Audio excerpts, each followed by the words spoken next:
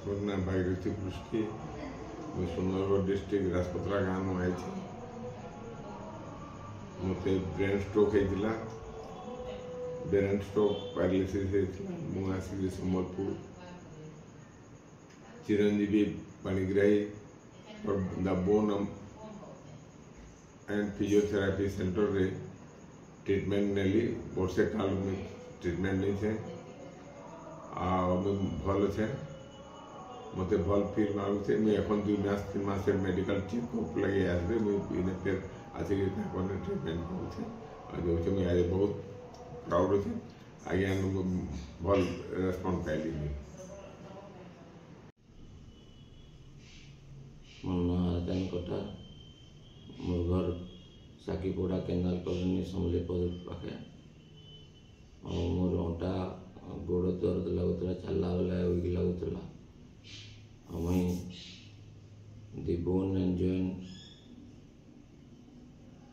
Care centre के आसिक doctor Chiranjeevi Panigrahi consult कली और ट्रीटमेंट ली।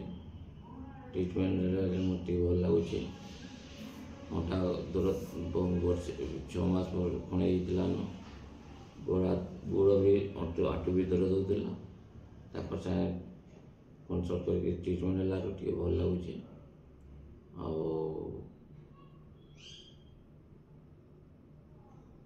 जदि कहीं एंता थे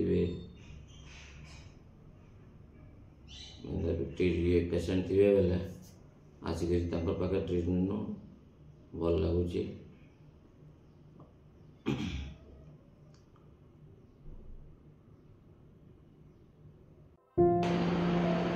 नमस्कार, मोर नाम श्रियंका पट्टनायक।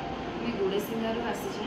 मोर अंटार पहला बहुत पेन था। धीरे धीरे अंटार पेन आरंभ होगी बेकर भी प्रॉब्लम आसीगला, जमीन स्पॉन्डिलाइटिस आके गला मोर पेन। तो जड़े मत ये जगार ना कहले डॉक्टर चिरंजीवी पाणिग्राही। क्लिनिक ना है the bone and joint physiotherapy clinic. आगे आसला सर मोर एतकी भल डिटेल्स रे पूरा मोर प्रॉब्लम के जानले। मोर ट्रीटमेंट आरंभ है। विदिन 2 मंथ्स मत बहुत धीरे धीरे रिकवर होकर मत आज पूरा भल लगी। मोर बेकर पेन भी पूरा पलैगलाना। सर को आ स्टाफ मान को सत्य बहुत थैंक यू करवा के चाहूँचे कि से मत बहुत सपोर्ट कले। पूरा डिटेल्स रे मोर प्रॉब्लम बुझले। मत जेन दिन जेन प्रॉब्लम होता क्विक रेस्पॉन्स दौले मोर प्रत्येक प्रॉब्लम से मत बहुत भल लगला। मुई समस्त के रेकमेंड करवा के चाहिए जहाँकि भी एंता किसी प्रॉब्लम अच्छे से इनके आसुन आ निज ट्रीटमेंटा कर। जितकी जल्दी है इनके आसिक निज ट्रीटमेंट आरंभ कर बहुत जल्दी रिकवर हो। Thank you.